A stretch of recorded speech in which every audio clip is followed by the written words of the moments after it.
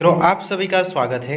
आज हम हिंदी सुरभि स्टैंडर्ड 5 उसके एक और चैप्टर का अभ्यास करने वाले हैं। पेज नंबर 7, केवल पढ़ने के लिए देश सबसे ऊपर। यहाँ पर हम लोग दो बच्चे और स्वामी जी के बीच का वार्तालाप देखने वाले हैं और इससे हमें क्या सीखने को मिलता है ये हम लोग आगे मोरल ऑफ द स्टोरी देखेंगे।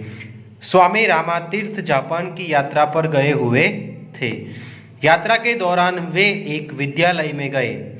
वहां उन्होंने जापानी बच्चों से मिलकर उनकी शिक्षा दीक्षा संबंधित अनेक बातें पूछी। अंत में उन्होंने एक बच्चे से कुछ प्रश्न पूछे। यहाँ पर स्वामी रामातीर्थ जो है वो जापान की यात्रा पर गए हुए थे। यहाँ पर आपको प्रश्न पूछा जा सकता है कि जापान की यात्रा पर कौन गया था या फिर स्वामी रामातीर्थ कहाँ की यात्रा पर गए हुए थे, यात्रा के दौरान वे कहाँ गए थे। ऐसे सारे क्वेश्चन आपको पूछे जा सकते हैं, वो आपको लिखने हैं। अभी जो मैंने क्वेश्चन बताए उसके आंसर आपको आते हैं तो कमेंट में लिखना है। तो फिर स्वामी जी बोलते हैं, तुम किस देश के वासी हो? बच्चा, जापान के। स्वामी जी, तुम किस भगवान को मानते हो? बच्चा, गौतम बुद्ध को। स्वामी जी, तुम्हारा धर्म क्या है?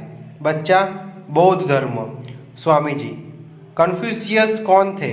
बच्चा, एक प्रसिद्ध दार्शनिक संत, हम उनका बहुत आदर करते हैं। स्वामी जी, अच्छा, यदि गौतम बुद्ध और कन्फ्यूशियस एक साथ मिलकर तुम्हारे देश पर आक्रमण करें तो तुम क्या करोगे? बच्चा, बेशक बौद्ध धर्म मेरा धर्म है और कन्फ्यूशियस का मैं आदर करता हूँ, लेकिन अपने देश पर मैं किसी प्रकार की आंच नहीं आने दूंगा। हमारा देश धर्म और दर्शन से कहीं ऊपर है। यानी कि बच्चा यहाँ पर अपने देश को सबसे ऊपर बता रहा है। वो भले ही किसी भी व्यक्ति को मानता हो, उनका आदर करता हो, लेकिन जब अपने देश की बात आती है, जब अपने धर्म की बात आती है तो उससे ऊपर कोई नहीं है।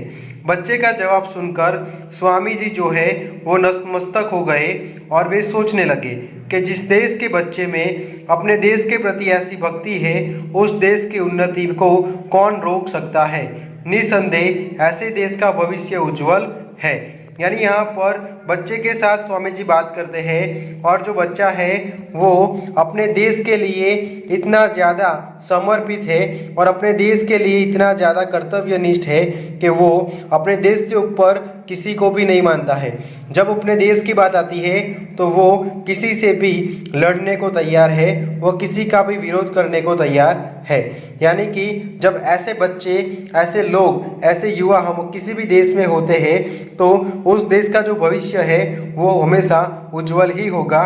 तो बच्चों, हमें हमारे देश का स्वाभिमान बढ़ाना है, स्वाभिमान बढ़ाना है। हमारे देश के लिए हमें कुछ ऐसा कर गुजरना है कि हम हमारे देश को, हमारे परिवार को और हमारे समाज को हम पर गर्व हो। तो बच्चों, आपको क्या शिक्षा मिलती है ये आपको कमेंट में बताना है और आपको इस चैप्टर का पढ़ाई करके अच्छे से इसको देखना है और समझना है। कुछ भी क्वेश्चन कंफ्यूजन है तो आप कमेंट कर सकते हो। चलिए बच्चे, ध्यान रखो और पढ़ाई करते रहो। Bye bye.